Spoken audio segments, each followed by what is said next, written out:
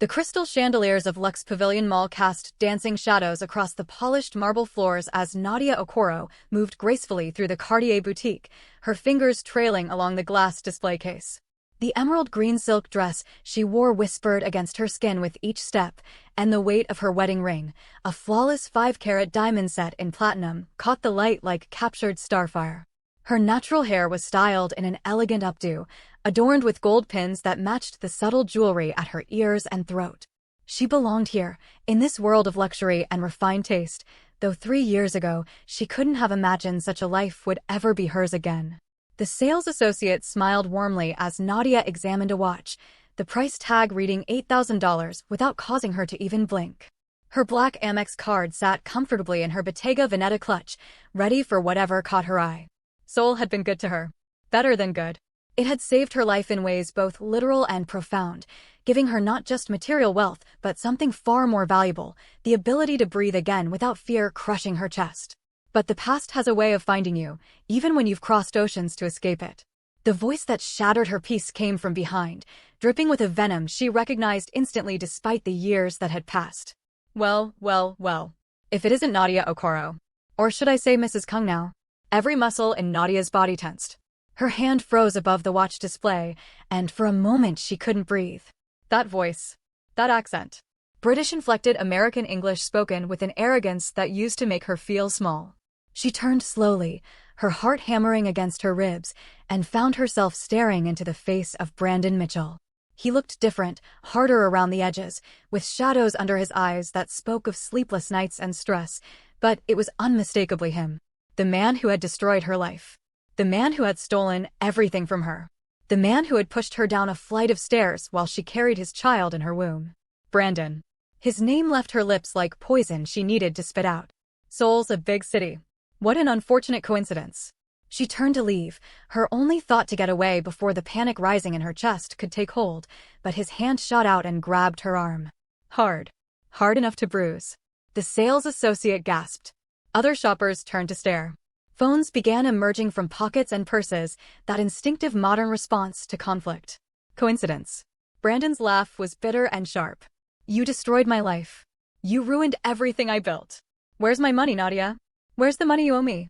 The audacity of it nearly made her laugh, but rage swallowed the impulse before it could surface. She yanked her arm from his grasp, stumbling back a step. Your money? You mean the $847,000 you stole from my trust fund? That money, Brandon. His face flushed red, and he stepped closer, his voice rising loud enough to echo through the boutique. You were nothing when I met you. A scholarship student playing dress-up in worlds you didn't belong in. I made you. I gave you everything. Something snapped inside Nadia. All the therapy, all the healing work, all the careful rebuilding of her shattered self-worth, it crystallized into a cold, clear fury. You made me homeless, Brandon. You made me lose our baby. You made me want to die. But I didn't die, did I? I survived. And I rebuilt without you. The crowd around them had grown larger. A security guard was pushing through the gathering onlookers, speaking urgently into his radio. Brandon's eyes were wild now, darting around at the watching faces, at the phones recording everything. His chest heaved with rapid breaths, and Nadia saw the exact moment when his control shattered completely. His hand came up fast, too fast for her to dodge, and connected with her face in a slap that echoed through the boutique like a gunshot. The world tilted.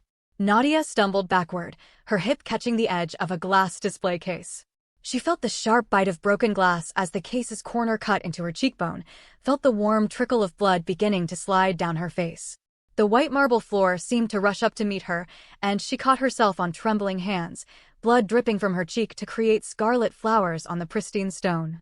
For a moment, there was only shocked silence. Then chaos erupted. Screams. Shouts. Security guards rushing forward to grab Brandon's arms. The boutique manager appearing from nowhere, phone pressed to her ear as she barked urgent Korean into the receiver. Shoppers backing away or pressing closer, their phones held high to capture every second of the drama unfolding before them. Brandon was struggling against the security guards, his face twisted with rage and something that might have been fear.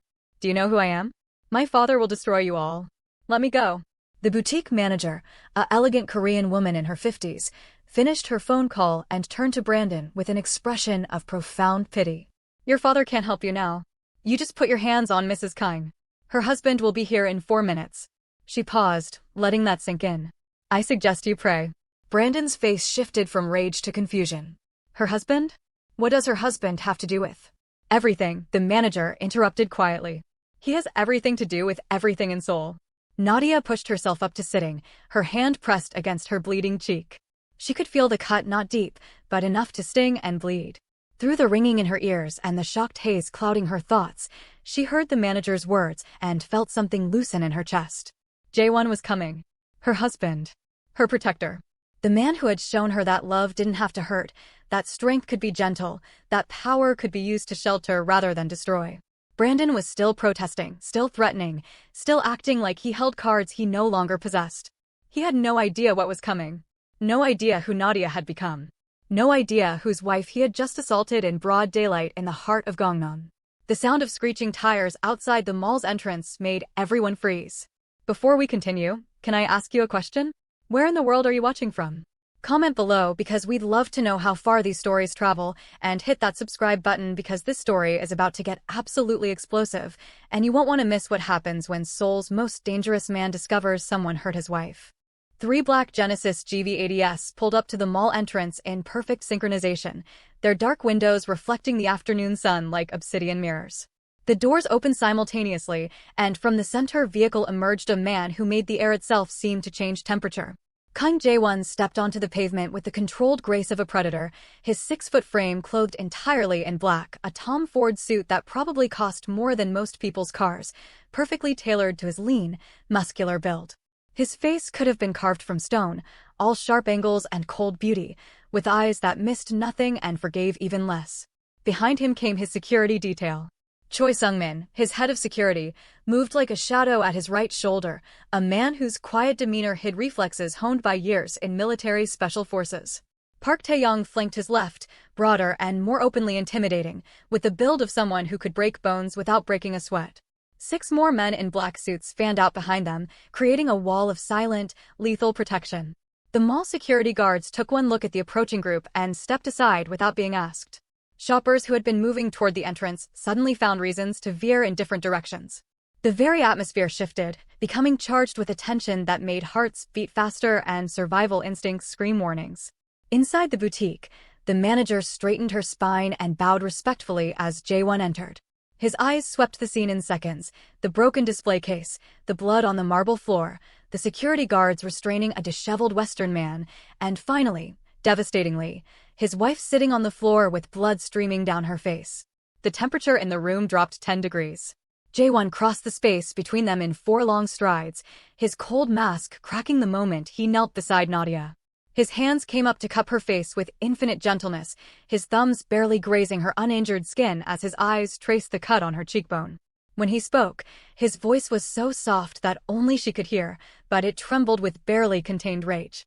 Who did this? Nadia's breath hitched.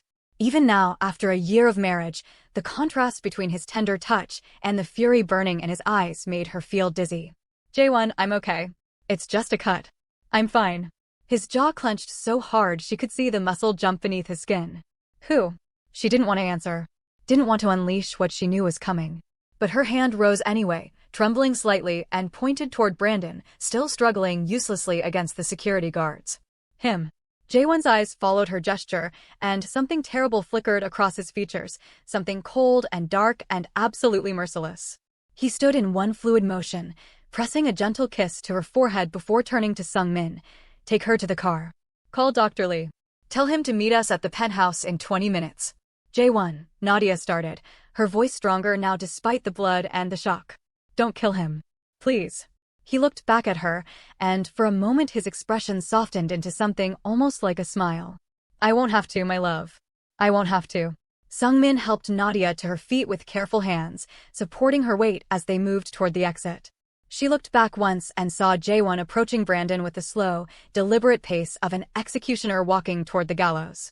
Her last thought before Sung-min guided her outside was that Brandon had no idea, absolutely no idea, what he had just brought down on his own head. Brandon had finally stopped struggling when he realized the security guards were no longer the biggest threat in the room. The man in black approaching him radiated danger like heat from a furnace, and somewhere in Brandon's privileged, sheltered brain, his survival instincts were finally screaming that he had made a catastrophic mistake. "Look," Brandon said, his voice cracking slightly, "this is just a misunderstanding. That woman and I have history and—" "Shut up." Jaewon's voice was quiet, conversational even, but it cut through Brandon's words like a blade through silk. He stopped 3 feet away, close enough to be threatening, but not close enough to touch. "Sungmin, tell our guest who I am." Sungmin appeared at Brandon's shoulder like a ghost, leaning in to whisper directly into his ear. "That's Kong Jaewon, the Dragon of Gangnam. He owns half of Seoul's underground. Every nightclub, every luxury building, every business that operates outside the law, it flows through him. And you just put your hands on his wife." The blood drained from Brandon's face so fast he looked like he might faint. His mouth opened and closed soundlessly, his eyes going wide with a terror that was just beginning to fully comprehend his situation. His wife? But she was just a broke scholarship student when I knew her. She was nothing. She had nothing. And whose fault was that? Jaewon's voice remained perfectly calm, which somehow made it more terrifying than if he had shouted. He took 1 step closer, and Brandon actually whimpered. "Let me tell you about your nothing. Her name is Nadia Kong. She lives in a penthouse in Hanamdong that costs more per month than you made in a year at your pathetic little job. She carries a black Amex card with no spending limit. She founded a nonprofit worth $8 million that helps women recover from the kind of abuse you specialized in." Brandon's legs were shaking now. The security guards were the only thing keeping him upright. "I didn't know.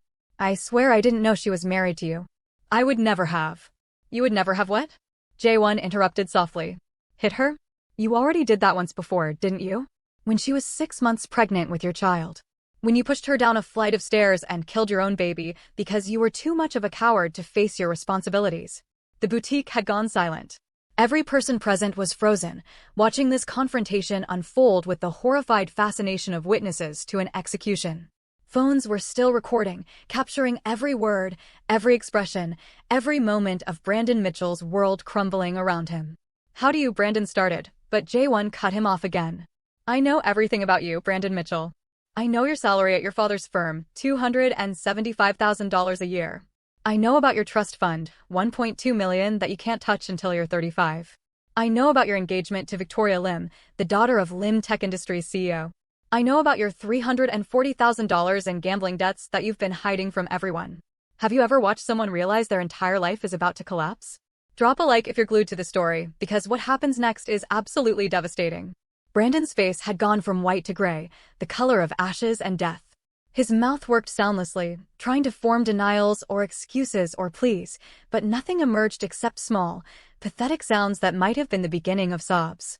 The security guards exchanged glances, clearly uncomfortable with whatever was unfolding before them, but smart enough to stay silent and keep their grip firm on their captive. Jaewon pulled his phone from his pocket with deliberate slowness, tapping the screen a few times before holding it up so Brandon could see. "I also know about Sarah Chen in Seattle, Danielle Brooks in Atlanta, Yuki Tanaka in Tokyo. 3 other women whose lives you destroyed the same way you destroyed Nadia's. Embezzlement. Fraud. Emotional manipulation. You have a pattern, Mr. Mitchell. A very well-documented pattern." The phone screen showed photographs, 3 women of different ethnicities, each one looking haunted and hurt in ways that went bone deep. Below each photo were bank statements, police reports, hospital records. A complete dossier of Brandon Mitchell's crimes against women who had made the mistake of trusting him. "I've already contacted all 3 of them," Jaewon continued, his voice still that same terrifying calm. "They were very eager to provide testimony. Evidence. Documentation of every dollar you stole, every lie you told, every way you manipulated and abused them. By tomorrow morning, their lawyers will have filed formal charges in 3 different countries." Brandon made a sound like a wounded animal. Please, you don't understand. I can explain. I can make this right. I have money. I can pay you." "You have nothing I want," Jaewon said flatly. "Nothing except your complete and total destruction. Which, fortunately for me, is something I'm very good at arranging." He leaned in closer, so close that Brandon could probably feel his breath, and when he spoke again his voice dropped to a whisper that somehow carried to every corner of the silent boutique. 72 hours. That's how long you have before your entire life ceases to exist. Your job gone. Your reputation destroyed. Your engagement ended. Your family ashamed. Your future erased. And every person who watches this video being uploaded to the internet right now will know exactly what kind of monster you really are. Jaewon straightened and turned to the boutique manager, who had been standing perfectly still throughout the entire confrontation. Send me the security footage. All angles. I want everything from the moment he approached my wife until now. Yes, Mr. Kong. Immediately. And compensate the store for any damages. Add 20% for the inconvenience. That's not necessary, Mr. Kong. We're just grateful Mrs. King wasn't more seriously hurt. Jaewon nodded once, then gestured to the security guards. Let him go. They released Brandon immediately, stepping back as if he might be radioactive. Brandon stumbled, nearly falling, catching himself against the very display case that had cut Nadia's face. He looked up at Jaewon with eyes full of confused terror. You're letting me go? For now, Jaewon said. I want you to walk out of here. I want you to go back to your hotel. I want you to spend the next 72 hours watching your life fall apart piece by piece, knowing that every single consequence you face is because you put your hands on someone I love. He paused, his eyes boring into Brandon's with an intensity that made the other man flinch. And if you ever come within 500 meters of my wife again, they will never find your body. Do you understand me? Brandon nodded frantically, tears now streaming down his face. Yes, I understand. I'm sorry. I'm so sorry. Don't apologize to me, Jaewon said coldly. I'm not the one you hurt. Now get out of my sight before I change my mind about letting you walk away. Brandon didn't need to be told twice. He practically ran for the exit, shoving past gawking shoppers, his expensive suit rumpled and his face blotchy with tears. The automatic doors had barely closed behind him before every phone in the boutique began moving, uploading videos, sending messages, sharing the footage of his humiliation with the world. Jaewon watched him go with eyes like chips of black ice, then turned to Sungmin who had reappeared at his side. Follow him. I want to know where he's staying, who he talks to, what he does. Everything. Already have 2 men on him, Sungmin replied. Taeyong is with Mrs. Kong in the car. Dr. Lee is en route to the penthouse. Good. Jaewon's shoulders sagged slightly, the iron control slipping just enough to show the fear and fury roiling beneath. How is she? Shaken. The cut isn't deep, but she's going into shock. We need to get her home.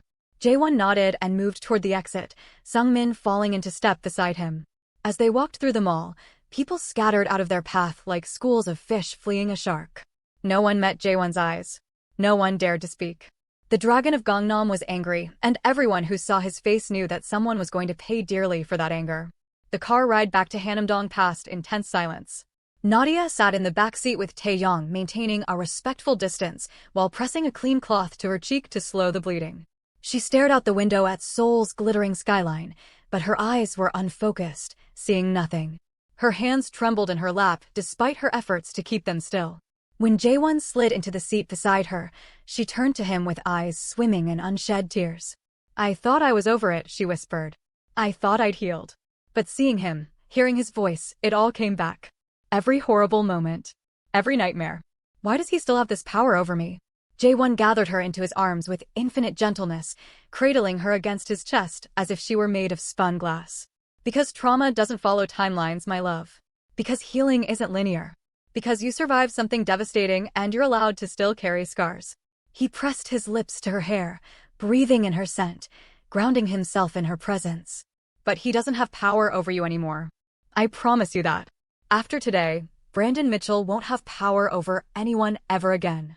Can you imagine carrying that kind of pain for years? If you've ever had to face someone who hurt you, drop a comment and let us know you're not alone in this. And subscribe because Nadia's story of transformation is just beginning. The penthouse in Hanamdong occupied the entire 42nd floor of one of Seoul's most exclusive residential towers. Floor-to-ceiling windows offered a panoramic view of the Han River and the city sprawling out in all directions like a galaxy of light. The interior was a masterpiece of design. Modern Korean minimalism blended seamlessly with touches of Nigerian artistry that Nadia had brought to their home. Ankara fabric throw pillows in bold geometric patterns adorned the sleek leather furniture. Traditional Korean celadon vases sat beside carved wooden masks from West Africa. It was a space that represented both of them, a visual metaphor for the way their lives had intertwined. Dr. Lee arrived within minutes of their return, a distinguished man in his 60s who had been the Kang family's private physician for 2 decades. He examined Nadia's cheek with gentle efficiency, cleaning the wound with careful attention while Jaewon watched from across the room, his hands clenched into fists at his sides. It's not deep, Dr. Lee announced after several minutes of examination. The bleeding has already stopped. I'll close it with surgical glue rather than stitches. It will heal with minimal scarring. But Mrs. Kang, I'm more concerned about shock. Your heart rate is elevated, your hands are trembling, and your pupils are dilated. Have you experienced trauma triggers like this before? Nadia nodded mutely, unable to find words past the tightness in her throat. I'm going to prescribe a mild sedative for tonight to help you rest. And I strongly recommend you contact your therapist as soon as possible. Physical wounds heal more easily than psychological ones. Dr. Lee finished applying the surgical glue and stepped back, packing his supplies with practiced efficiency. The wound should heal completely within 2 weeks. Keep it clean and dry. I'll check on you in 3 days. After Dr. Lee departed, Jae-won finally moved from his position against the wall. He crossed the living room and knelt before Nadia, where she sat on the couch, taking her trembling hands in his much steadier ones. His touch was warm and solid and real, an anchor in the storm of emotions threatening to drown her. Talk to me, he said softly. Tell me what you're feeling. The dam broke. Tears spilled down Nadia's cheeks, hot and fast, and words tumbled out in a rush. I'm angry. I'm so angry, Jae-won. Angry at him for still making me feel weak. Angry at myself for letting him get to me. Angry that 3 years later, one slap from him can undo all the work I've done to heal. She gulped air, her chest heaving. I thought I was stronger than this. I thought I'd become someone who couldn't be hurt by him anymore. You're strong, Jae-won said firmly. Nadia, look at me. You are the strongest person I've ever met. You survived abandonment, abuse, the loss of your child, homelessness. You rebuilt yourself from nothing in a foreign country where you didn't speak the language. You created a life worth living. That's not weakness. That's extraordinary strength. Then why do I feel like that scared, broken girl again? Because he triggered your trauma. That's what trauma does. It lives in your body, in your nervous system, and when something reminds you of the original pain, your body responds as if it's happening again right now. It's not weakness. It's biology. It's survival instinct. It's your brain trying to protect you from being hurt again. Nadia closed her eyes, letting his words wash over her. She knew he was right. Her therapist had explained this exact thing during their sessions. But knowing it intellectually and feeling it emotionally were two different things. What are you going to do to him? Jae-won's expression hardened. I'm going to destroy him. Completely. Methodically. Publicly. I'm going to make sure that every person who knows his name understands exactly what kind of man Brandon Mitchell really is. And then I'm going to make sure he spends the rest of his life paying for what he did to you and those other women. I don't want you to kill him, Nadia said quickly. I don't want that blood on your hands because of me. I know. And I won't. I told you I won't have to. Sometimes the cruelest punishment isn't death. It's living with the consequences of your actions. It's watching everything you value turn to ash. It's knowing that you destroyed your own life and there's no one to blame but yourself. He pulled her closer, wrapping his arms around her and letting her cry against his chest until her tears soaked through his shirt. He said nothing more, just held her, one hand stroking her hair in a soothing rhythm while the other pressed against her back, keeping her anchored to him, to safety, to the present moment where she was loved and protected and valued. Time passed in a blur. The sun set over Seoul, painting the sky in shades of amber and crimson before fading to deep purple twilight. The city lights began to twinkle like terrestrial stars, and still they sat there, Nadia in Jae-won's arms, drawing strength from his presence. Finally, she pulled back and looked up at him with red-rimmed eyes. How did you find me? 2 years ago, at that charity auction. Why did you even notice me? A small smile tugged at the corner of his mouth, the first genuine expression of warmth she'd seen from him since the mall. You were coordinating the entire event as a volunteer. No payment. No recognition. Just pure dedication to helping others. I watched you for 3 hours before I got the courage to approach you. You were so beautiful, but it wasn't your beauty that captivated me. It was your grace under pressure. Your kindness to everyone around you. The way you smiled at people even though I could see the sadness in your eyes. I was a mess back then, Nadia said softly. Still recovering from everything. Still broken. You were healing, he corrected. There's a difference. And I saw someone worth knowing. Worth protecting. Worth loving. He cupped her uninjured cheek gently. You gave me a reason to build instead of destroy, Nadia. Before you, I was just the dragon of Gangnam, feared but never loved. Respected but never trusted. You saw past the reputation to the man underneath. You made me want to be better. And you made me feel safe again, she whispered. Safe enough to love. Safe enough to trust. Safe enough to believe I deserved good things. They kissed then, soft and sweet and full of promise. When they parted, Jae-won stood and extended his hand to her. Come. Let me take care of you tonight. Tomorrow we can plan. Tomorrow we can strategize. But tonight, let me just hold you and remind you that you're safe. Think about the people who've helped you heal from your deepest wounds. Hit that like button if this story is touching your heart, and keep watching because Brandon's reckoning is about to begin. While Nadia slept fitfully in their bedroom, aided by Dr. Lee's sedative, Jae-won sat in his home office with Sung-min, surrounded by multiple computer screens displaying information that would make most people's heads spin. Bank records, social media profiles, employment histories, phone logs, security camera footage. Every digital footprint Brandon Mitchell had left over the past 5 years was now laid bare before them. Tell me everything, Jae-won said, his voice cold and clinical now that Nadia couldn't hear him. Sung-min pulled up a detailed dossier on the main screen. Brandon Mitchell, 33 years old. Born in London to Graham and Elizabeth Mitchell. Father owns Mitchell Capital Management, a mid-tier investment firm in New York. Brandon works there as a senior analyst with a salary of $275,000 annually. He has a trust fund worth approximately $1.2 million that becomes accessible when he turns 35, which is in 14 months. His engagement? Victoria Lim, 29, daughter of Lim Junho who owns Lim Tech Industries. They've been engaged for 6 months. Wedding planned for next spring at the Plaza in New York. $7 million budget. Sung-min pulled up a photo of an elegant Korean woman with delicate features and intelligent eyes. She has no idea about his history. Her family is very traditional, very concerned with reputation and honor. This information would destroy the engagement immediately. Good. What else? The gambling debts are worse than we initially thought. $340,000 owed to various online betting sites and 2 underground poker clubs in Manhattan. He's been making minimum payments to keep them from contacting his father or Victoria's family. One more missed payment, and they'll come after him publicly. Jae-won's eyes narrowed. And the other women? Sung-min pulled up 3 more files. Sarah Chin, Seattle. He dated her for 18 months, convinced her to invest her grandmother's inheritance, $200,000, in a sure-thing cryptocurrency scheme.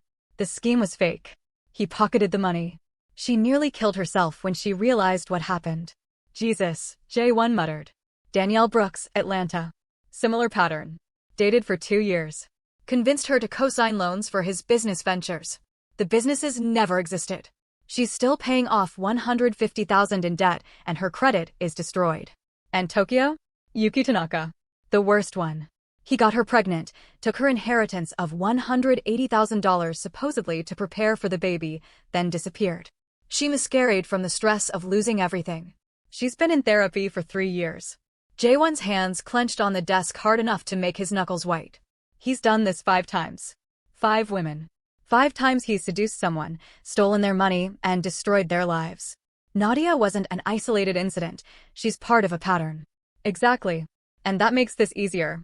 We're not just exposing one crime. We're exposing a serial predator. Contact all 3 women. Offer them the best lawyers money can buy, my expense. Tell them we're building a case and we want their testimony. Tell them. Jae-won paused, emotion flickering across his usually controlled features. Tell them that someone finally believes them. That someone is finally going to make him pay.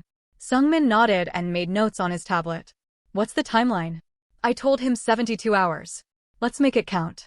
Jae-won pulled up a blank document and began typing rapidly. Day 1 tomorrow. We release the evidence on social media. Anonymous accounts, multiple platforms, impossible to trace back to us. We want maximum viral spread. Every piece of documentation. Every bank transfer. Every text message. Every witness statement. The mall footage? Absolutely. Let the world see him hit a woman in public. Let them see his entitlement, his rage, his complete lack of remorse. Day 2. Sung-min prompted. Day 2, we contact his employer. His father. Victoria's family. We provide them with the full dossier. We give them the chance to distance themselves before the public exposure reaches critical mass. Graham Mitchell will have no choice but to fire his own son to protect the firm's reputation. Victoria will call off the engagement to protect her family's name. And day 3. Jae-won smiled, but there was nothing warm in the expression. It was the smile of a predator who had cornered its prey. Day 3, we offer him a choice. He can make a full public confession, video recorded, distributed everywhere, taking accountability for everything he's done. He signs contracts agreeing to full restitution to all 5 women on a payment plan that will take him 15 years. He agrees to therapy, community service, and lifetime restraining orders. Or, Sungmin raised an eyebrow. Or we make sure those gambling debts come due immediately. And we make sure the people he owes find out he's been hiding assets from them. Let's just say those particular creditors are not known for their patience or mercy. Sungmin was quiet for a moment, processing the plan. It's brilliant. And brutal. He'll choose the confession. No one would be stupid enough to choose the alternative. Exactly. And a full confession means legal accountability. Criminal charges. Civil suits. His life becomes a never-ending cycle of courts and lawyers and payments and consequences. He doesn't get to run away from this. He doesn't get to start over somewhere else with a clean slate. He carries this for the rest of his life. What about Mrs. Kong? Does she know you're doing this? Jaewon shook his head. She knows I'm handling it. She doesn't need to know the details. She needs to focus on healing, not on revenge. That's my job, to protect her, to handle the darkness so she doesn't have to. The 2 men worked through the night, crafting the perfect strategy. By dawn, they had compiled everything they needed. Bank statements showing the thefts. Screenshots of text messages revealing Brandon's manipulation and lies. Testimony from all 3 other victims, willing to go on record with their stories. Hospital records from Nadia's miscarriage, with the police report noting injuries consistent with a fall caused by physical assault. And the security footage from Lux Pavilion Mall, crystal clear, showing Brandon striking Nadia across the face hard enough to make her bleed. It was devastating, comprehensive, irrefutable, and it was about to go viral. Are you feeling the tension building? Comment below if you think Brandon deserves what's coming, and don't forget to subscribe because the next 48 hours are going to be absolutely explosive. The internet moves at the speed of outrage, and by noon the next day, Brandon Mitchell's name was trending on every social media platform in 3 languages. The anonymous account Sungmin had created released the information in carefully timed waves, each post building on the last, creating a narrative that was impossible to ignore. The first post was simple. A thread on Twitter with the headline, "Who is Brandon Mitchell?" A thread about a serial predator who targets successful women. It included screenshots of bank transfers, dates, and amounts: 847,000 from Nadia, 200,000 from Sarah, 150,000 from Danielle, 180,000 from Yuki. Each transaction labeled clearly with victim names and dates. Within an hour, it had 10,000 retweets. The second wave hit Instagram, photos of the 5 women, their faces blurred for privacy, with brief descriptions of what Brandon had done to each of them. The comments section exploded with women sharing their own stories of financial abuse, of men who had stolen from them, of predators who wore expensive suits and charming smiles while destroying lives. The hashtag Brandon Mitchell is an abuser began trending worldwide. The third wave was the most damaging. The security footage from Lux Pavilion Mall appeared on TikTok, edited for maximum impact. The video showed Brandon approaching Nadia, grabbing her arm, shouting at her, and then, in crystal clear high definition, striking her across the face hard enough to make her stumble into the display case. The sound of the slap echoed through phone speakers around the world. The sight of blood dripping down her face, of her hands trembling as she touched her injured cheek, of the shock and pain in her eyes, it was visceral and immediate and impossible to defend. The caption read, "This is Brandon Mitchell hitting a woman in public because she dared to survive him. This is what male entitlement looks like. This is what happens when predators face their victims. Share this everywhere." By evening, the video had 20 million views. Brandon's phone began ringing at 7 in the morning and didn't stop.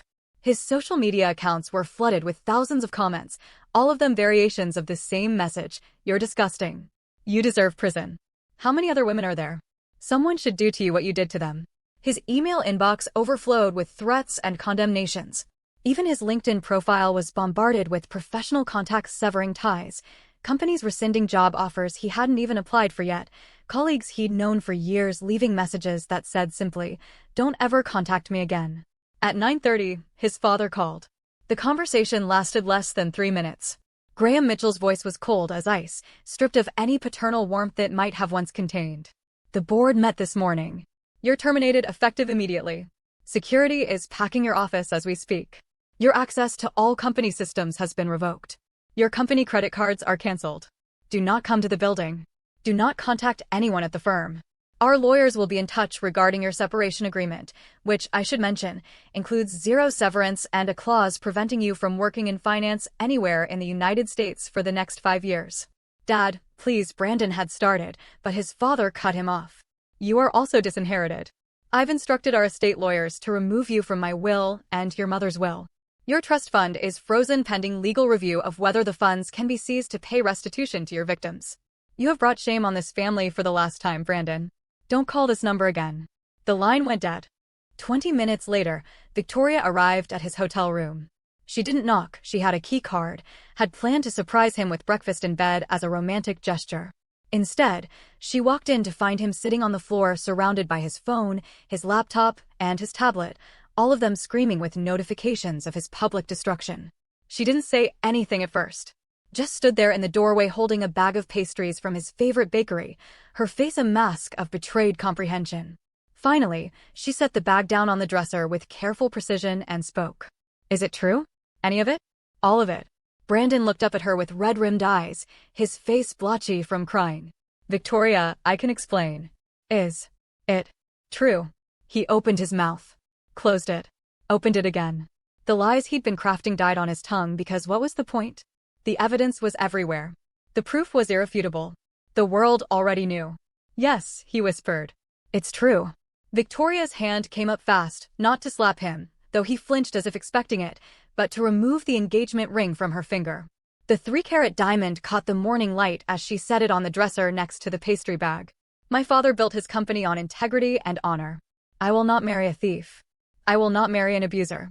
I will not tie my family's name to yours for 1 second longer than necessary. Please, Victoria, I love you. No, you don't. You love what I represent. Access to my father's money. Social status. Legitimacy. But you've never actually loved me as a person, have you? I was just another mark. Another target. Another woman stupid enough to believe your lies. She picked up her purse, checked that she had everything, and walked toward the door. My lawyers will contact you about the prenuptial agreement. We had a clause about infidelity and criminal behavior. Turns out you violated both. You'll be hearing from them. She paused in the doorway, looking back at him one last time. I hope those women find peace. I hope you never do. And then she was gone. Brandon sat alone in the hotel room as the afternoon sun climbed higher in the sky, watching his phone light up with notification after notification.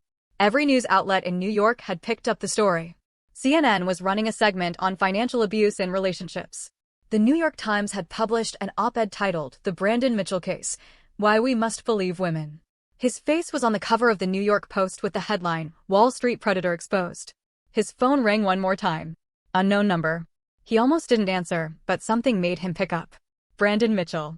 Jaewon's voice was calm, almost pleasant. I hope you've been enjoying your day. Brandon's hands shook so badly he nearly dropped the phone. What do you want from me? Tomorrow at 3 p.m., you will receive an email from my lawyers. It will contain a contract. You have 2 options. Sign the contract and spend the next 15 years of your life paying back every cent you stole while attending mandatory therapy and community service. Or I will ensure that the $340,000 you owe to some very dangerous people comes due immediately. And I'll make sure they know exactly where to find you. That's not a choice. That's extortion. No, Jaewon said softly. That's consequences. You made choices for years, choices to hurt, to steal, to destroy. Now you get to live with what those choices cost. Sign the contract, Mr. Mitchell. It's the only way you survive this. The line went dead. Brandon sat in the silence of his hotel room and realized that Kang Jaewon had been right. This was worse than death. This was having to live every single day knowing that everyone knew what he really was. No redemption. No escape. No fresh start. Just the slow, grinding payment of debts that could never truly be repaid. 6 months later, Nadia stood on a stage in a gleaming new building in the heart of Seoul, looking out at 250 faces, donors, survivors, politicians, journalists, and advocates. The sign behind her read, The Phoenix Foundation, Rebuilding Lives After Financial Abuse. She was radiant in a red gown that echoed the colors of her foundation's logo, her natural hair styled in elegant twists adorned with gold cuffs that caught the light. 3 years ago, she began, her voice steady and strong. I was homeless in New York City. Pregnant, abandoned, broke. The man I trusted had stolen everything from me, my money, my dignity, my child. I came to Seoul with $400 and a broken heart. She paused, her eyes finding Jaewon in the crowd. He smiled at her, pride radiating from every inch of his being. But I survived. And I rebuilt. And now I want to help every woman who's been financially abused know that she can rebuild too. The foundation had helped 427 women in its first year. Provided emergency housing, legal aid, financial counseling, therapy, and job training. Recovered over $2 million in restitution through lawsuits and legal action. Changed 427 lives. That evening, as Nadia sat in her office reviewing applications from women who needed help, an email appeared in her inbox. The sender, Brandon Mitchell. Her finger hovered over the delete button, but something made her open it instead. The email was short. Dear Nadia, I don't expect you to read this. I don't expect forgiveness. I've spent 18 months in therapy, working construction for $18 an hour, living in a studio apartment and paying back what I stole. It doesn't undo anything. I think about our baby every day. I think about the stairs. I think about your face in that mall. You deserve the world. I gave you hell. I hope you found peace. I hope you never think of me again. This is the last time I'll contact you. Brandon. Nadia read it twice. Felt nothing, no anger, no pain, no satisfaction.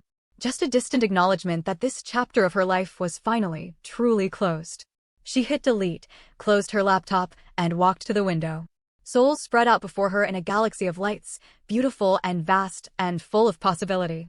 Behind her, the door opened and Jaewon entered, carrying 2 cups of tea. He set one on her desk and wrapped his arms around her waist from behind, resting his chin on her shoulder. Ready to go home? Yeah, she said softly, leaning back into his embrace. I'm ready. As they left the office together, hand in hand, Nadia realized that she had done something she once thought impossible. She had taken the worst thing that ever happened to her and transformed it into purpose. She had turned ashes into empire. She had become the phoenix her foundation was named after, rising, soaring, unstoppable. And Brandon Mitchell? He was just a footnote now. A cautionary tale. A reminder that actions have consequences and that some debts can never be paid in full, only carried forward into an uncertain future. But Nadia's future was anything but uncertain.